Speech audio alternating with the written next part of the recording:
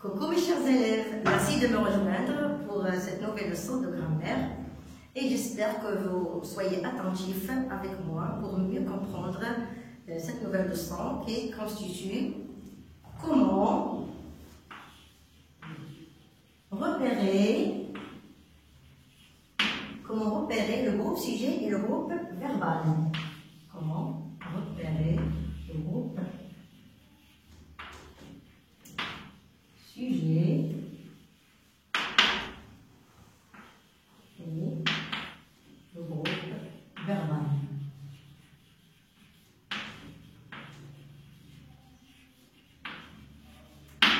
Pour ne pas écrire chaque fois le groupe sujet et le groupe verbal, je vais vous écrire en abrégé GS. GS, G ça veut dire groupe, S ça veut dire sujet. C'est l'abrégé de ces mots.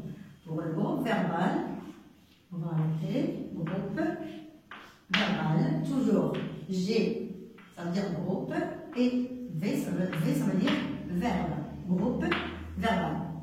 Donc vous savez bien que cette phrase, c'est la base de toutes les leçons. Il faut savoir toujours composer une phrase. Et si vous savez bien composer une phrase, bien sûr, il n'y aura pas de problème. D'habitude, c'est vous qui donnez des phrases. Mais maintenant, c'est moi qui va vous donner des phrases. Commençons par donner des exemples.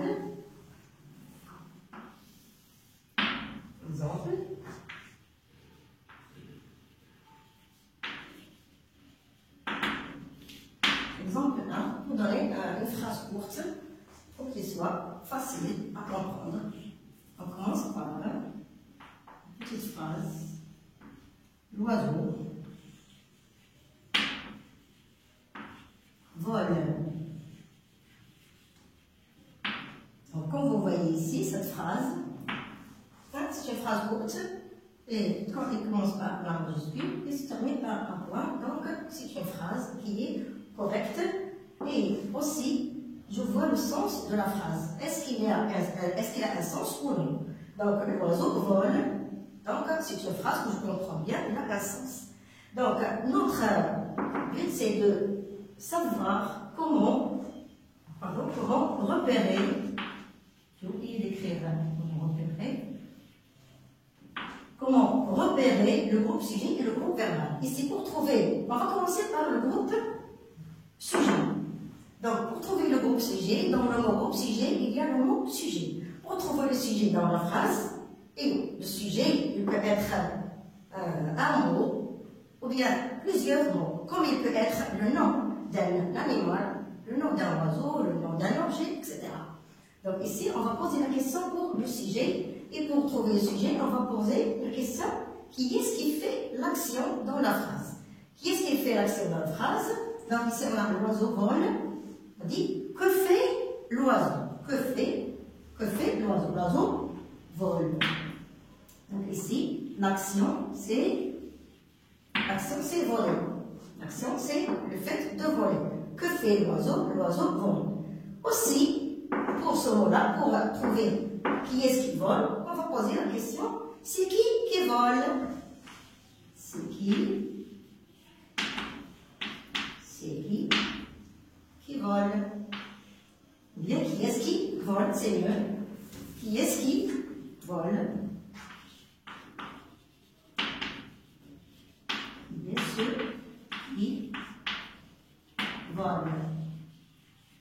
Donc, on pose la question, qui est-ce qui vole? Qui est-ce qui vole? Ça veut dire qui fait l'action? Donc, c'est l'oiseau qui vole. C'est l'oiseau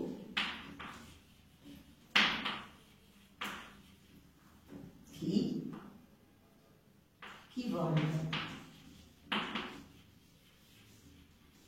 Donc ici, pour trouver l'action dans la phrase, je pose la question que fait l'oiseau, et pour trouver l'oiseau, on va poser qui est-ce qui fait l'action, ça veut dire qui est-ce qui vole.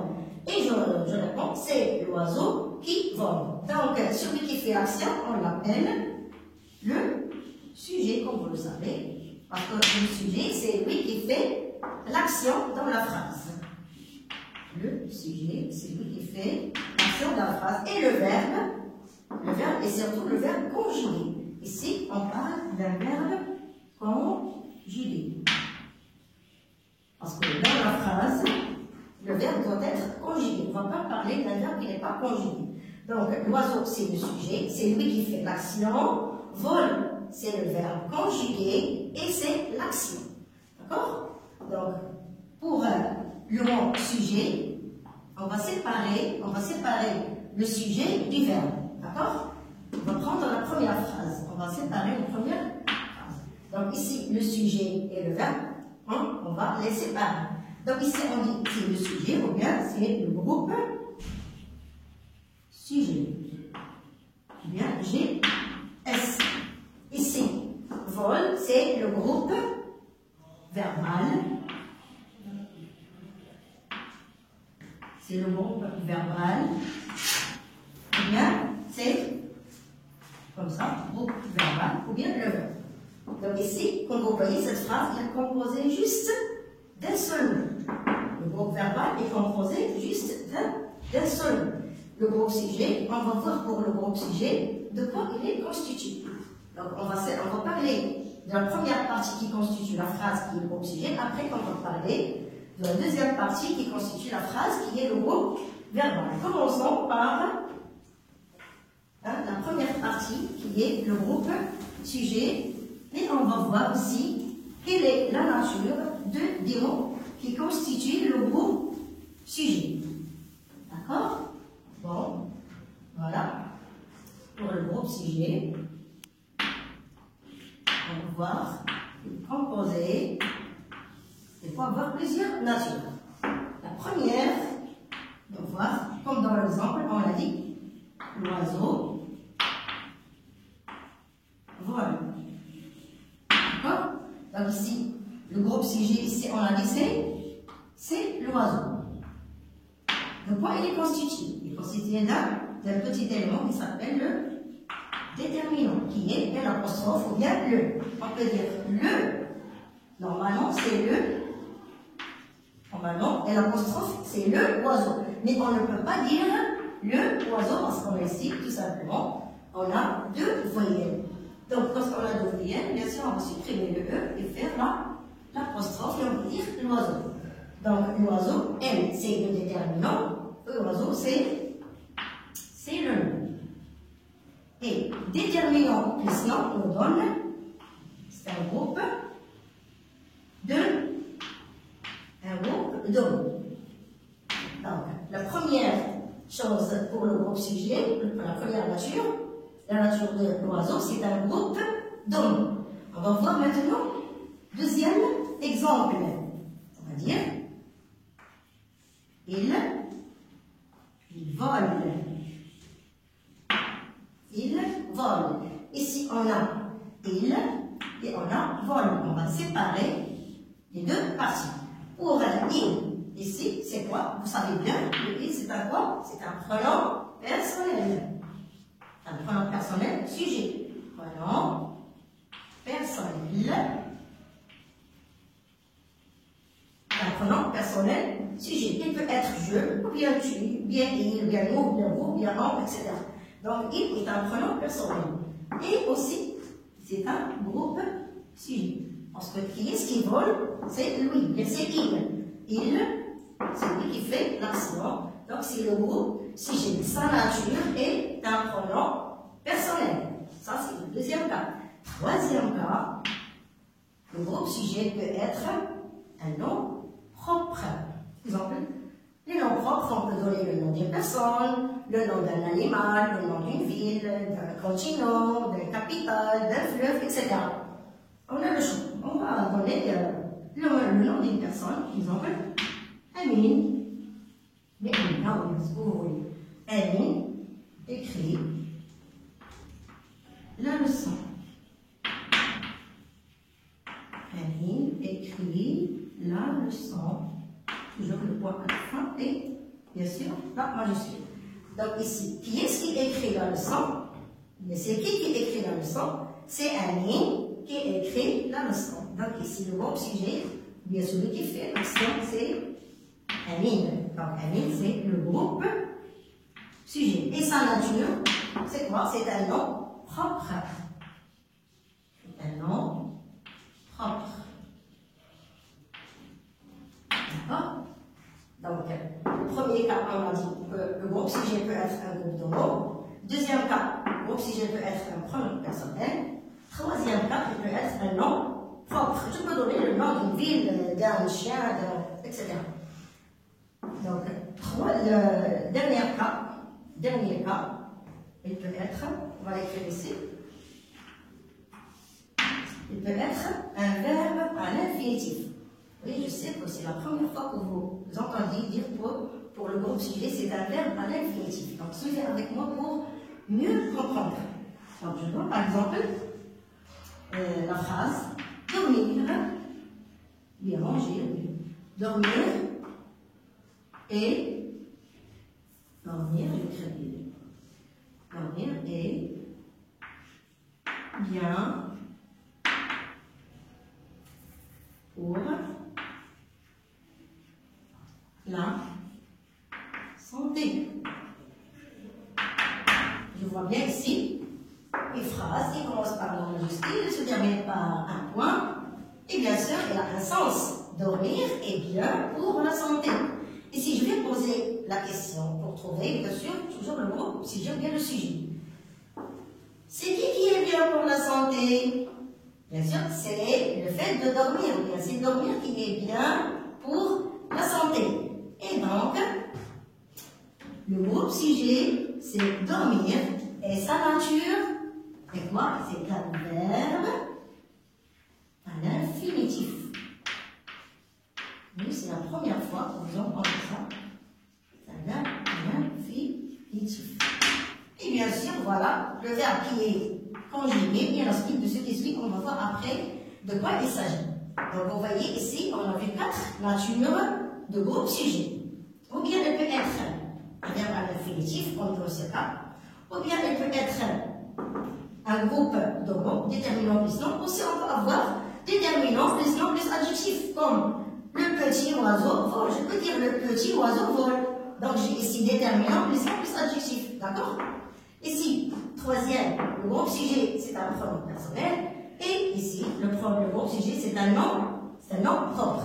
Maintenant, on va passer à la deuxième partie qui est essentielle dans la phrase. Parce que lorsqu'on parle du groupe sujet et du groupe verbal, bien sûr, on parle du groupe sujet et du groupe verbal. Parce que le groupe sujet et le groupe verbal, ce sont les constitutions essentielles dans la phrase. Donc, on passe maintenant au groupe verbal, ça veut dire la deuxième partie qui constitue la phrase. Et on répète les mêmes phrases avec le petit. Je peux ajouter le groupe sujet à l'adjectif. Le petit oiseau chante. Lui changer. Toujours le même oiseau. Donc, le petit oiseau chante. Qui est-ce qui chante? C'est le petit oiseau. Donc, je vais séparer le petit oiseau à la deuxième partie. Ça, on a déjà parlé. C'est le groupe sujet, parce que c'est lui qui fait l'action. Maintenant, on va parler du chante. C'est le verbe conjugué dans la phrase. Et bien sûr, c'est le groupe verbal, parce que c'est l'action dans la phrase. Alors, que fait le petit oiseau? Le petit oiseau chante.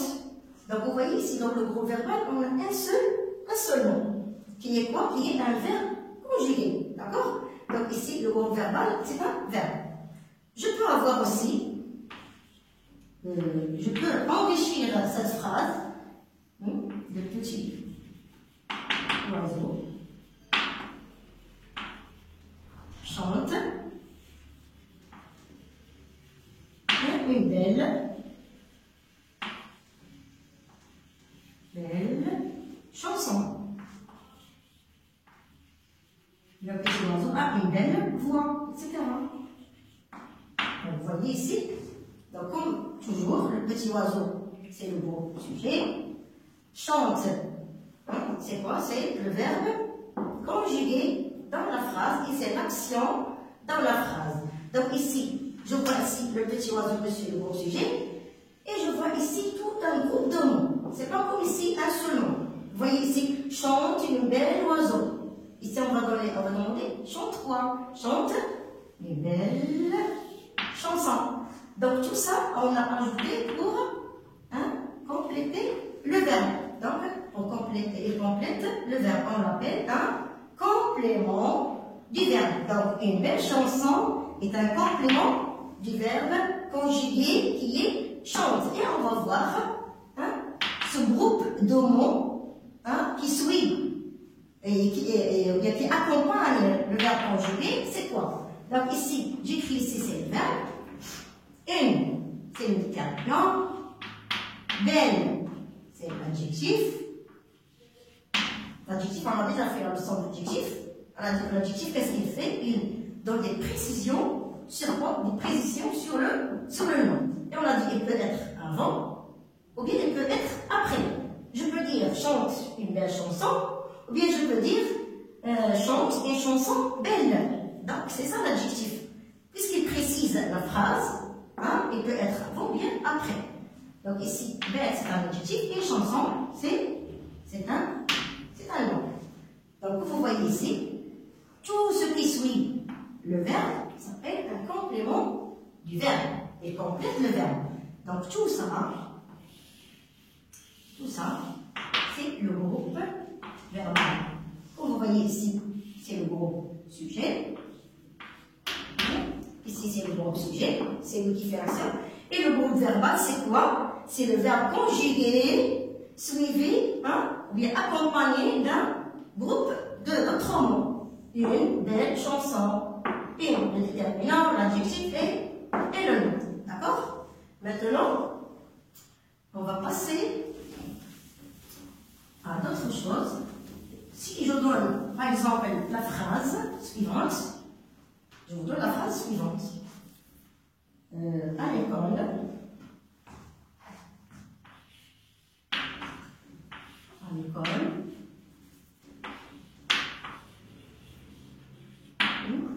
les élèves,